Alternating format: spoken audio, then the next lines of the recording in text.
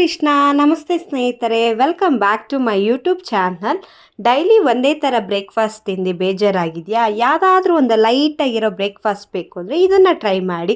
ಇಲ್ಲ evening time ಸ್ನ್ಯಾಕ್ಸ್ಗೆ tea ಜೊತೆಗೆ ಏನಾದರೂ ಒಂದು ಸ್ನ್ಯಾಕ್ಸ್ ಥರ ಇರಲಿ ಅಂತಂದರೆ ತುಂಬ ಲೈಟಾಗಿ ಅಂದರೆ ಲೈಟಾಗಿರುತ್ತೆ, ಬೇಜಾರು ಕೂಡ ಆಗಲ್ಲ. ಹೇಗೆ ಮಾಡೋದು ಅಂತ ತೋರಿಸ್ತೀನಿ ಬನ್ನಿ. ಮೊದಲಿಗೆ ನಾನೊಂದು 3 ಲೀಟ್ರ್ ಕಡಲೆಪುರಿನ ಚೆನ್ನಾಗಿ ನೋಡಿ ಈ ಥರ ನೀರಲ್ಲಿ ಒಂದು 2ರಿಂದ 3 ಸತಿ ಚೆನ್ನಾಗಿ ತೊಳ್ಕೊಬೇಕು. ನೋಡಿ, ಕಡಲೆಪುರಿನ ಈ ರೀತಿ ಡ್ರೈ ಆಗಿ ಬಿಟ್ಕೋಬೇಕು. ಇದಕ್ಕೆ ನಾನು ದಪ್ಪದಾದ 2 ಈರುಳ್ಳಿನ ಉದ್ದುದ್ದಾಗಿ ಕಟ್ ಮಾಡಿ ಇಟ್ಕೊಂಡಿದ್ದೀನಿ. ಹಸಿಮೆಣಸಿಕಾಯಿ ಒಂದು 5ರಿಂದ 6 ಹಸಿಮೆಣಸಿಕಾಯಿ, 2 ಹುಳಿ ಟೊಮೊಟೊನ ತೊಗೊಂಡಿದ್ದೀನಿ.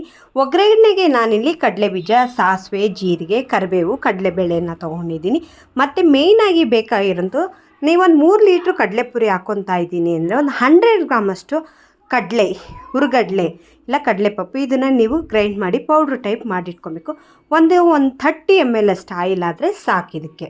ಎಣ್ಣೆ ಬಿಸಿ ಆಗ್ತಿದ್ದ ಹಾಗೆ ಸಾಸಿವೆನ ಸೇರಿಸ್ಕೊಂಡಿದ್ದ ತಕ್ಷಣವೇ ನಾನಿಲ್ಲಿ ಜೀರಿಗೆನ ಹಾಕ್ಕೊತಾ ಇದ್ದೀನಿ. ಜೀರಿಗೆ ಆಗ್ತಿದ್ದ ಹಾಗೆ ಕರಿಬೇವನ್ನ ಸಿಡಿಸ್ಕೊಂಡು ಇದಕ್ಕೆ ನಾನಿಲ್ಲಿ ಕಡಲೆಬೀಜ, ಕಡಲೆಬೇಳೆ ಎರಡನ್ನೂ ಚೆನ್ನಾಗಿ ಬ್ರೌನಿಷ್ ಕಲರ್ ಬರೋವರೆಗೂ ಚೆನ್ನಾಗಿ ಬಾಡಿಸ್ಕೋಬೇಕು. ಕಡಲೆಬೀಜ ತುಂಬ ಕ್ರಿಸ್ಪಿಯಾಗಿದ್ದರೆ ಇದಕ್ಕೆ ತುಂಬಾ ಚೆನ್ನಾಗಿರುತ್ತೆ. ಹಾಗಾಗಿ ಒಂದು 2 ನಿಮಿಷ ನೀಟಾಗಿ ನೋಡಿ ಈ ಥರ ಬ್ರೌನಿಷ್ ಕಲರ್ ಬರೋವರೆಗೂ ಚೆನ್ನಾಗಿ ಬಾಡಿಸಿ. ಇದಾಗ್ತಿದ್ದ ಹಾಗೆ ಹಸಿಮೆಣ್ಸಿಕಾಯಿನ ಹಾಕ್ಕೊತೀನಿ. ಇದು ಸ್ವಲ್ಪ ಖಾರ ಇಲ್ಲ ಅಂದ್ಬಿಟ್ಟು ಮೊದಲೇ ಎಣ್ಣೆಗೆ ಹಸಿಮೆಣ್ಸಿಕಾಯಿನ ಹಾಕ್ಕೊಂಡಿದ್ದೀನಿ, ಯಾಕಂದರೆ ಚೆನ್ನಾಗಿ ಬಾಡಿಸ್ಕೊಂಡ್ರೆ ಒಳ್ಳೆ ಟೇಸ್ಟ್ ಬರುತ್ತೆ. ಹಾಗಾಗಿ ನೆಕ್ಸ್ಟ್ ನಾನಿಲ್ಲಿ ಉದ್ದುದ್ದ ಕಟ್ ಮಾಡಿ ಇಟ್ಕೊಂಡಿರೋ 2 ಈರುಳ್ಳಿನ ಹಾಕ್ಕೊಂಡು ಚೆನ್ನಾಗಿ ಬೇಯೋದಕ್ಕೆ ಬಿಡ್ತೀನಿ.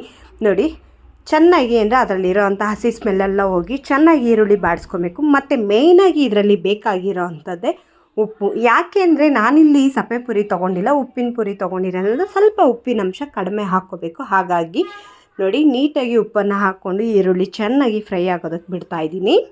ಈರುಳ್ಳಿ ಚೆನ್ನಾಗಿ ಫ್ರೈ ಆಗ್ತಿದ್ದ ಹಾಗೆ ಚಿಕ್ಕದಾಗಿ ಹಚ್ಚಿಟ್ಕೊಂಡಿರೋಂಥ 2 ಹುಳಿ ಟೊಮೊಟೊನ ಹಾಕ್ಕೊತಾ ಇದ್ದೀನಿ. ನೋಡಿ, ಹುಳಿ ಟೊಮೊಟೊ ಚೆನ್ನಾಗಿ ಫ್ರೈ ಆಗಿ ಅದರಲ್ಲಿರೋವಂಥ ನೀರಿನ ಅಂಶ ಎಲ್ಲ ಹೋಗ್ತಿದ್ದ ಹಾಗೆ ಒಂದು ಅರ್ಧ ಚಮಚದಷ್ಟು ಅಡುಗೆ ಅರಿಶಿನನೂ ಕೂಡ ಇದರೊಳಗಡೆ ಹಾಕ್ಕೊಂಡು ನೀಟಾಗಿ ಇದನ್ನು ಬೇಯೋದಕ್ಕೆ ಬಿಡ್ತೀನಿ. ಅಷ್ಟರೊಳಗೆ ನಾನಿಲ್ಲಿ ಕಡಲೆನ ಮಿಕ್ಸಿಗೆ ಹಾಕಿ ಪೌಡ್ರ್ ಮಾಡಿ ಬಿಟ್ಕೊತಾ ಇದ್ದೀನಿ. ನೋಡಿ, ಎಷ್ಟು ಚೆನ್ನಾಗಿ ಅಂದರೆ ಅಷ್ಟು ಚೆನ್ನಾಗಿ ಟೊಮೊಟೊ ಚೆನ್ನಾಗಿ ಮ್ಯಾಶ್ ಆಗಿದೆ. ಏನು ನೀವು ಕಡಲೆಪುರಿ ತೊಳೆದು ಮೊದಲೇ ಇಟ್ಕೊಂಡ್ರೆ ನೋಡಿ ಡ್ರೈ ಆಗಿರುತ್ತೆ, ಚೆನ್ನಾಗಿರುತ್ತೆ, ವೆಟ್ ಇರೋದಿಲ್ಲ.